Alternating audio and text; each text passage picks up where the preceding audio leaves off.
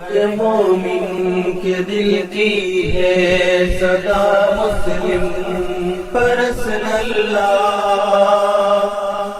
نہ بدلا ہے نہ بدلے گا۔ السلام علیکم ورحمۃ اللہ وبرکاتہ۔ ناظرین، آل انڈیا مسلم پرسنل لا بورڈ کی جانب سے چل رہے روبرو سلسلے کی چھٹی کڑی میں آپ کا استقبال ہے۔ آج ہمارے ساتھ ڈاکٹر اسما زہرا صاحبہ، کنوینر وومنس ونگ، آل انڈیا مسلم پرسنل لا بورڈ لائیو ہیں۔ آپ سے کچھ سوالات ہیں۔ پہلا سوال ہے کہ وومن ونگ کے قیام کے مقاصد کیا ہیں؟ آل انڈیا مسلم پرسنل لا بورڈ کی جانب سے ویمنس ونگ کا قیام اس مقصد کے تحت عمل میں لایا گیا کہ ملت کی جو مائیں، بہنیں، بیٹیاں ہیں ان کو شریعت اسلامی سے جوڑا جائے اور تعارف شریعت، تحفظ شریعت اور اصلاح معاشرہ تحریک میں ان کی قابلیتیں، ان کی صلاحیتیں، ان کا وقت لگایا جائے تاکہ ہمارے سماج اور ہماری سوسائٹی میں ایک بہترین تبدیلی آئے اور ہم شریعت اسلامی کو پوری طریقے سے اپنی انفرادی اجتماعی زندگیوں میں شامل کریں۔ 2014 سے جب سے بی جے پی کی حکومت آئی ہے، شریعت اسلامی کو ٹارگٹ بنایا گیا ہے اور اس کے لیے کوشش یہ کی گئی ہے کہ مسلمان عورتوں کے ساتھ ہمدردی ظاہر کی جائے،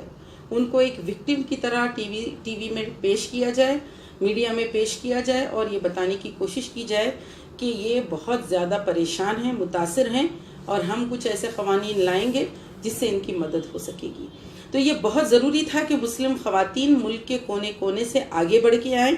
اور وہ یہ بات میڈیا کے سامنے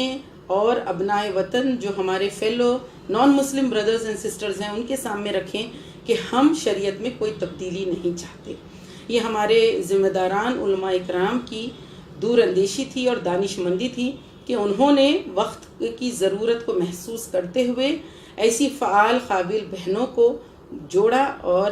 ویمنس ونگ کو قائم کیا۔ جب سے ویمنس ونگ قائم ہوئی ہے، الحمدللہ جتنی بہنیں اس سے جڑی ہیں سب نے اپنی ذمہ داری کو سمجھا ہے۔ ابتدا میں جو ملک کے مختلف اہم شہر تھے جیسے دلی ہے، حیدرآباد ہے، لکھنؤ، بنگلور، کوزیکوڈ، ممبئی، کولکتہ، ان تمام شہروں میں پریس کانفرنسز رکھے گئے اور اس پریس کانفرنس کے ذریعے میڈیا میں یہ بات بتانے کی کوشش کی گئی کہ شریعت اسلامی میں مسلمان عورت مظلوم نہیں ہے۔ اور جب یہ ڈیفینسو اور اپنی شریعت کی حفاظت کے لیے تحریک شروع ہوئی تو الحمدللہ پورے ملک ہندوستان سے ایسی کئی بہنوں نے اس سے جڑنے کی اور اس میں اپنا وقت، اپنی قابلیت، اپنی صلاحیت لگانے کی پوری خواہش ظاہر کی۔ آل انڈیا مسلم پرسنل لا بورڈ کی وومن ونگز زمینی سطح پر کیا کام کر رہی ہے؟ جی، ویمنس ونگ مسلم پرسنل لا بورڈ کا اہم کام جو ہے اصلاح معاشرے کا ہے۔ بنیادی طور پر زمینی سطح پر جس کام کو لے کر ہم آگے بڑھ رہے ہیں وہ ہے خواتین میں اصلاح معاشرے کو کی تحریک کو عام کیا جائے۔ ایسی کئی بہنیں ہمارے ساتھ جڑ رہی ہیں جو آگے بڑھ کے کام کرنے کے لیے تیار ہیں۔ اصلاح معاشرے میں 2 اہم پوائنٹس ہیں جس پہ ہم اس وقت فوکس کر رہے ہیں۔ خواتین میں نکاح کی جو شرعی حیثیت ہے اور نکاح کا جو صحیح شرعی طریقہ ہے اس سے واقفیت ان کو پیدا کی جائے، بلا خرچ، بلا قرض، سادہ سنت طریقے سے نکاح ادا کیا جائے، جلد نکاح کیا جائے، یعنی کہ اگر بچی کی عمر 18 سال ہو جائے اور لڑکے کی عمر 21 سال ہو جائے تو نکاح کے لیے کسی اور وجہ سے دیری نہ کی جائے۔ وومن ونگز اصلاح معاشرہ کے تعلق سے کیا کام کر رہی ہے؟ جی، ویمنس ونگ کے قیام کا مقصد یہ تھا کہ خواتین کو تحفظ شریعت اور اصلاح معاشرے کی سرگرمیوں سے جوڑا جائے۔ خواتین جو دینی شعور رکھتی ہوں، باصلاحیت ہوں، ان کو متحد کیا جائے اور الگ الگ علاقوں میں ان کی جو قابلیت، صلاحیت، ان کے پاس جو وقت ہے اس کو استعمال کرتے ہوئے اصلاح معاشرے کی تحریک کو آگے بڑھایا جائے۔ ہمارا جو مسلم معاشرہ ہے اس ملک ہندوستان میں اگر ہم اپنا جائزہ لیں گے تو ہم 2 راہوں پر گامزن ہیں۔ ایک جانب تو ہم شریعت اسلامی کی اطاعت اور اتباع کرتے ہیں، لیکن دوسری جانب ہمارے اندر ایسے کئی غیر اسلامی طور طریقے، باطل تہذیب، مغربی تہذیب پوری طریقے سے سرایت کر گئی ہے۔ جہیز کی لعنت ہمارے پاس ہے ہم لڑکی والوں سے مطالبے کرتے ہیں مہنگے پکوان کھانوں کی، اور اس کے ساتھ ساتھ زیور، کپڑا اور فرنیچر اور رسومات، یہ سب ہم لیتے ہیں۔ تو جہیز ایک بہت بڑی لعنت ہے۔ اسی طریقے سے اصلاح معاشرے کے کام میں ضرورت اس بات کی ہے کہ نکاح جو ہے وہ سادگی سے ادا کیا جائے، اس کی فکر لوگوں میں پیدا کی جائے، لوگوں میں شوق پیدا کیا جائے کہ وہ سنت طریقے سے شادی کریں۔ نکاح کا جو طریقہ ہے وہ انتہائی آسان ہے، جس میں مہر ہے اور جہیز کا کہیں پر کوئی ذکر نہیں ہے۔ مہر ادا کر کے خاتون کو نکاح میں لینا ہے، اور جو بھی جتنے بھی رسومات ہم نے اپنے طور پہ گڑھ لیے ہیں، یہ سارے رسومات کو ختم کرنا ہے۔ ویمنز ونگ کی ابتدا سے یہ کوشش ہے کہ نکاح کو سادگی سے ادا کرنے کے لیے خواتین میں شعور بیدار کیا جائے۔ اس کے لیے کیمپینز منعقد کیے جا رہے ہیں، اور ساتھ ہی ساتھ خصوصی اجلاس خواتین کے بھی منعقد کیے جا رہے ہیں۔ دوسری اہم چیز جس پہ ہم کوشش کر رہے ہیں وہ یہ ہے کہ ہماری جو مسلم طالبات ہیں، لڑکیاں ہیں، ان میں دینی شعور پیدا کیا جائے، ان کے اندر شریعت اسلامی سے محبت پیدا کی جائے، ان کو بھی اصلاح معاشرے کے کام سے جوڑا جائے۔ طالبات میں، لڑکیوں میں جو اصلاح معاشرے کا کام ہونا ہے وہ خاص طور پہ حجاب کا ہے، پردے کا ہے۔ آج کے دور میں سوشل میڈیا کی وجہ سے اس حد تک بے حیائی سرایت کر گئی ہے، اور ہمارے ینگسٹرز جو بوائز ہیں، گرلز ہیں، سکولز کالجز کے اسٹوڈنٹس ہیں، ان میں اتنا غیر اخلاقی، غیر اسلامی کلچر آ گیا ہے کہ کسی بھی طریقے سے اس کو روکنا بہت ہی ماں باپ کے لیے، کالجز کے، سکولز کے ذمہ داروں کے لیے مشکل بن گیا ہے۔ اصلاح معاشرے کے کام کرنے والوں کے لیے اور ویمنز ونگ کے سامنے یہ بہت بڑا ٹارگٹ ہے کہ نوجوان نسل کی اصلاح ہو، ان کی عادتیں، ان کے لباس، ان کے شوق، ان کے طور طریقے، ان کی مصروفیات، ان کی مشغولیات، یہ تمام چیزوں کو ایک سسٹمیٹک وے میں شریعت کے دائرے میں اور حدود میں لایا جائے۔ اس کے لیے ہم پورے ملک گیر سطح پر کوشش کر رہے ہیں۔ جہاں خواتین میں سادہ نکاح کا کیمپین ہے، وہیں پر لڑکیوں کے لیے آئیڈیل مسلمہ، ایک مثالی مسلمہ کس طرح ہوتی ہے، ایک آئیڈیل مسلم ڈاٹر، بنت المسلم کس طرح ہوتی ہے، اس کی کیا خصوصیات ہیں، یہ بتانے کی کوشش کی جا رہی ہے۔ اور یہ جو خصوصی پروگرامز رکھے جا رہے ہیں، اس میں بھی لڑکیوں کو ہی انوالو کیا جا رہا ہے، طالبات کو ہی انوالو کیا جا رہا ہے، کیونکہ جب طالبات کو انوالو کرتے ہوئے، انہی کو ذمہ داری دیتے ہوئے یہ کام کیا جائے گا تو اس کے بہترین نتائج ضرور مرتب ہوں گے، اور یہ ہو رہے ہیں۔ اسکول لیول پہ لڑکیوں کو مسلم پرسنل لا بورڈ کے تعلق سے کیسے بیدار کرتی ہیں؟ جی، اسکولز اور کالجز کی جو طالبات ہیں، یہ ہمارے ینگسٹرز ہیں، یہ ہماری نوجوان نسل ہے۔ ان کو ایک الگ انداز سے ان میں دعوت، ان میں تربیت اور ان میں اصلاح کا کام کرنے کی ضرورت ہے۔ ویمنز ونگ کی جانب سے کوشش یہ ہو رہی ہے کہ جو نوجوان طالبات ہیں ان کے لیے خصوصی اجلاس رکھے جائیں۔ جہاں خواتین کے اجلاس ہوں گے وہاں پر الگ سے ان کی نشستیں رکھی جائیں، ان کے الگ سیشنز رکھے جائیں، اور جو یہ ینگسٹرز ہیں وہ کیا پرابلمز فیس کر رہے ہیں، وہ کس طریقے سے سوشل میڈیا پہ انٹریکٹ کرتے ہیں، وہ کیا کیا کوشچنز فیس کر رہے ہیں، ان کو کس طریقے سے اس کا جواب دینا چاہیے۔ اس میں پیارے رسول محمد مصطفیٰ صلی اللہ علیہ وسلم کی کیا حکمت تھی، اور کس طریقے سے کیا ان کو طریقہ اختیار کرنا چاہیے، یہ ساری چیزیں ان کو سمجھائی جا رہی ہیں۔ الحمدللہ جہاں جہاں جن ڈسٹرکٹس میں اور جن سٹیز میں ان بہنوں کے لیے پروگرامز ہو رہے ہیں، ہماری ینگسٹرز، ینگ بچیاں آگے بڑھ کے آ رہی ہیں، اور وہ شریعت اسلامی کے دفاع میں، اور جو عورت کا مقام ہے قرآن اور حدیث میں، اس کے بارے میں فیس بک پہ بلاگز لکھ رہی ہیں، واٹس ایپ پہ ہر جگہ جو گروپس میں وہ موجود ہیں وہاں پر وہ انٹریکٹ کر رہی ہیں، اور جو شریعت کا ویو پوائنٹ ہے وہ پیش کر رہی ہیں۔ اس کے ساتھ ساتھ وہ اپنے ایسی سہیلیوں کو اور اپنے کلاس میٹس کو، کالج میٹس کو بھی موبیلائز کر رہی ہیں، تاکہ ان کے سامنے جو ہماری کمیونٹی کے لیے ریئل چیلنجز ہیں وہ پیش کیے جائیں، اور اصلاح معاشرے کا، سوشل ریفارم کا جو کام ہے اس کے لیے بھی ان بہنوں کی ذہن سازی کی جائے۔ تو یہ کام کے لیے الحمدللہ کافی بہنیں ایکٹیو ہیں، اور میں اس پروگرام کے ذریعے دوسری بھی بہنوں سے گزارش کروں گی کہ وہ اس کوشش کا حصہ بن جائیں، اور پوری طریقے سے تعاون کریں. انشاءاللہ تعالی اگر ہم کوشش کریں گے ہماری معصوم بچیوں پر، نوجوان نسل پر، تو ضرور ان کے دلوں میں جو دین اور اسلام کی محبت ہے وہ اور بڑھے گی، اور انشاءاللہ تعالی وہ بڑی عظیم قربانیاں بھی اس کام کے لیے دے سکیں گے. ارتداد کے واقعات دن بدن بڑھتے جا رہے ہیں، اس کے کیا اقدامات ہیں؟ جی، یہ ارتداد کا جو مسئلہ ہے یہ بہت ہی سلگتا ہوا مسئلہ ہے، اور کیونکہ موجودہ دور میں میڈیا کا اور خاص طور پہ جو فلمی کلچر ہے اس کا نوجوان نسل پر، ان کے ذہنوں پر اس حد تک اس کا اثر ہے کہ ہر جگہ ان کو یہ بتایا جا رہا ہے، سمجھایا جا رہا ہے کہ مذہب کی کوئی اہمیت نہیں اور جات پات کی بھی کوئی اہمیت نہیں، لہٰذا اگر کوئی کسی سے محبت کرتا ہے تو وہ اس کے لیے ہر دیوار کو پھلانگ دے اور ہر چیز کو چھوڑ کر وہ اس سے شادی کر لے اور وہ اس کا ہو جائے. اس طرح کی جو تبلیغ ہو رہی ہے،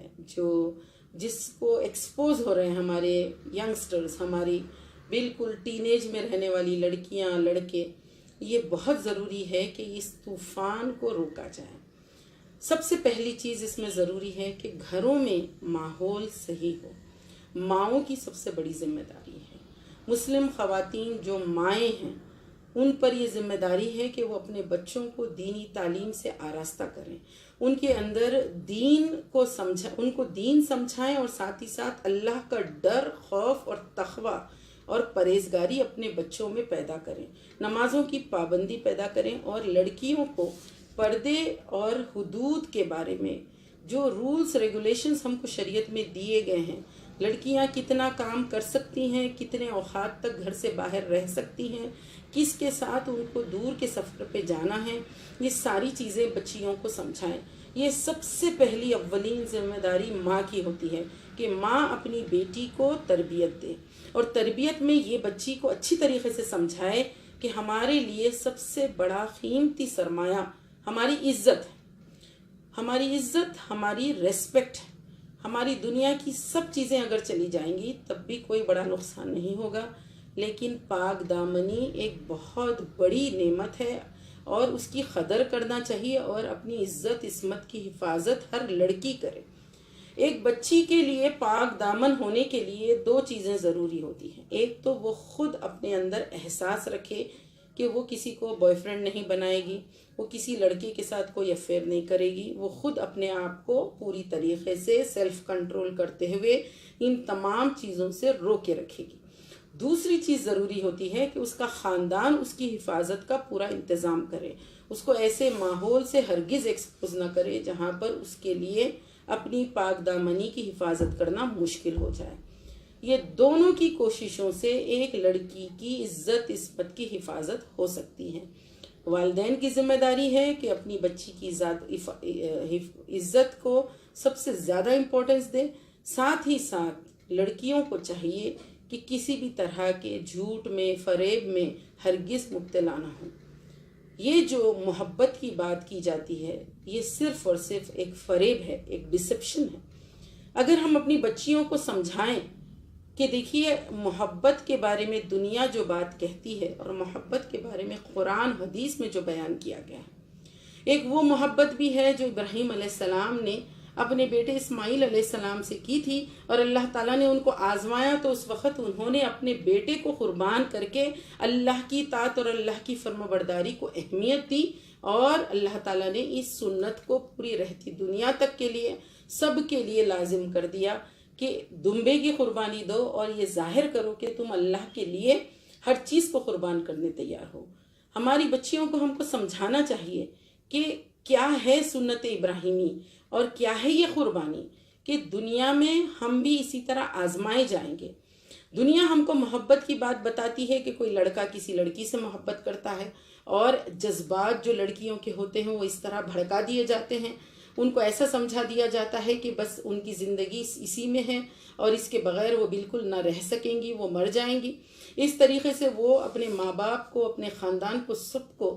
چھوڑ دیتی ہیں اور یہ سمجھتی ہیں کہ ہم اپنی زندگی بس اس آدمی کے ساتھ ہی ہم گزار سکتے ہیں. تو بس ایک بات ہماری بیٹیوں کو، ہماری بہنوں کو سمجھ لینا چاہیے کہ جو بڑی مثال دی جاتی ہے محبت کی، کہ تاج محل جو بنا وہاں پر ممتاز محل بھی تھی، اور اس خاتون کو خبر میں لٹا دیا گیا اور اس کے اوپر مقبرہ بنا دیا گیا۔ اگر کسی کو محبت تھی اس سے بہت زیادہ تو خبر میں وہ کیوں نہیں لیٹ گیا اس کے ساتھ؟ یہ بات سمجھنا چاہیے کہ کیا کوئی انسان کسی کے ساتھ خبر میں جاتا ہے؟ ماں اپنے بچے سے بہت محبت کرتی ہے، لیکن اگر بیٹے کا انتقال ہو جائے تو ماں مجبور ہے بچے کو اکیلے تنہا خبر میں لٹا دیتی ہے۔ ہم اپنے والدین سے بہت محبت کرتے ہیں، لیکن جب والدین کا انتقال ہوتا ہے تو ان کو خبر میں تنہا لٹا دیتے ہیں۔ اسی طریقے سے کوئی آدمی کہے کسی خاتون کو کہ میں تم سے بہت محبت کرتا ہوں، لیکن جب وہ مر جائے گی اسے اکیلے تنہا خبر میں لٹا دیا جائے گا۔ اس کے ساتھ کوئی اس کا چاہنے والا اس کے ساتھ لیٹنے تیار نہیں ہوگا۔ اس بات کی دنیا گواہ ہے۔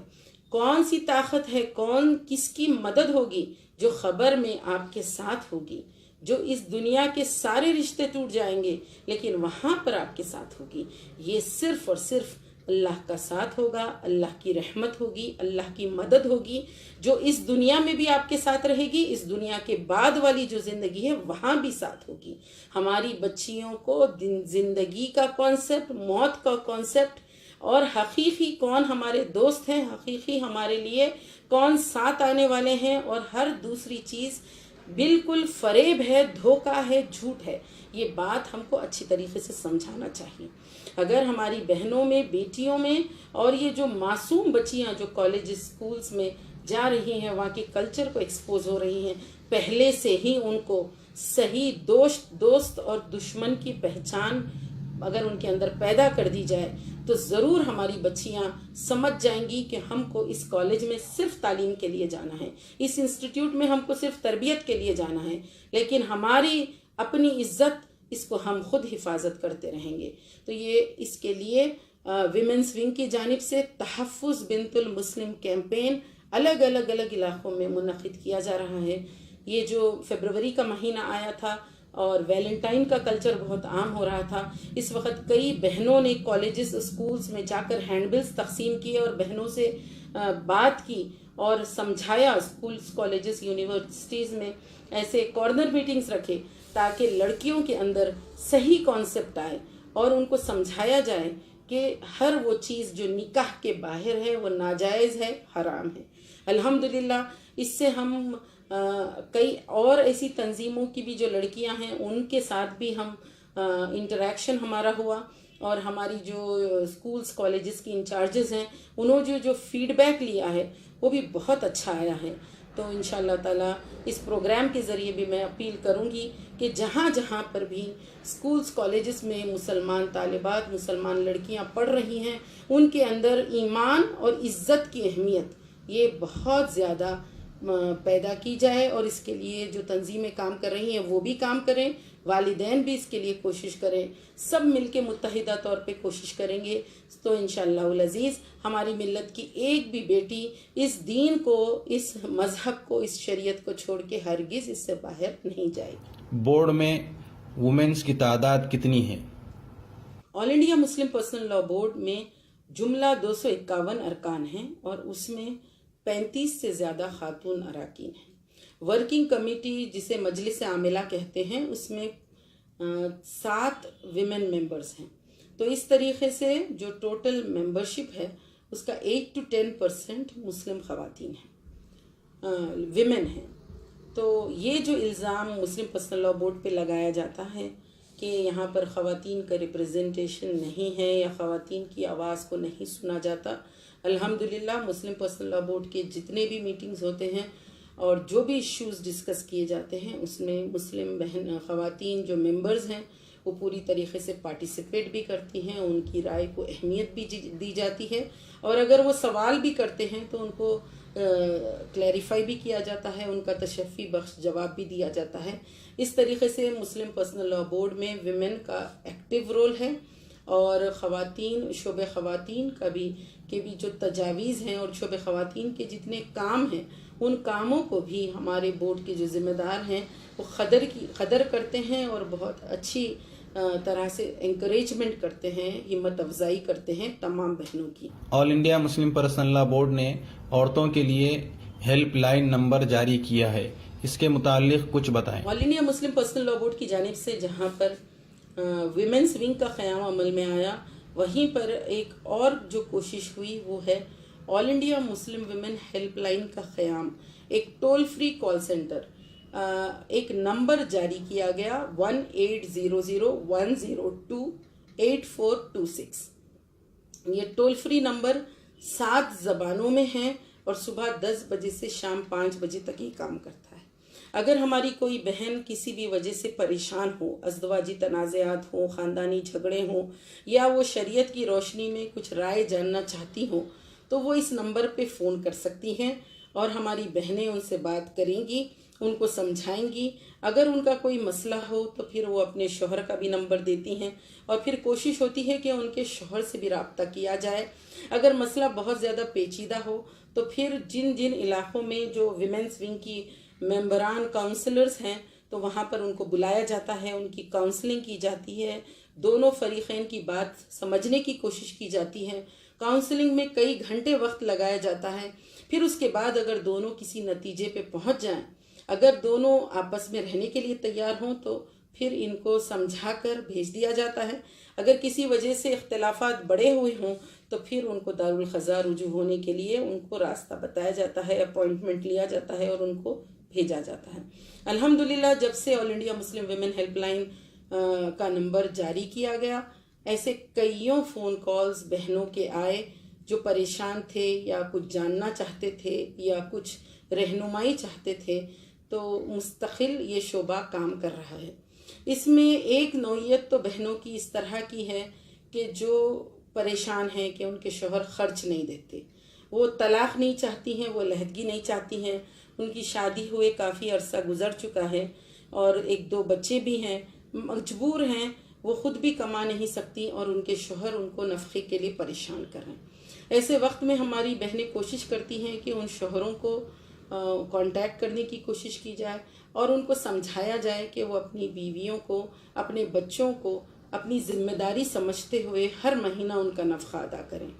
کچھ بہنیں ایسی بھی فون کرتی ہیں جو کہتی ہیں کہ ان کے ساتھ ظلم زیادتی ہوتی ہے، مار پیٹ ہوتی ہے، یا ساس ان کے ساتھ اچھا سلوک نہیں کرتی، یا جہیز کا ان کے اوپر بہت دباؤ ہے۔ وہاں پر بھی سمجھانے اور منانے کی کوشش کی جاتی ہے، سسرال والوں سے رابطہ کیا جاتا ہے، ان کو سمجھایا جاتا ہے اور قرآن حدیث سے ان کو حوالہ دیتے ہوئے ان کو نصیحت کی جاتی ہے۔ کچھ ایسے بھی کیسز آتے ہیں جہاں بہنیں کہتی ہیں فون کر کے کہ وہ بے سہارا ہیں، ان کے پاس کوئی گھر نہیں، وہ کہیں جانا چاہتی ہیں۔ ایسے وقت میں ہم اس علاقے کی جو بھی بہنیں ہیں، چاہے وہ کسی اور جماعت کے بھی ہوں یا پھر ایسے کچھ انٹلیکچوئلز ہوں جو سماج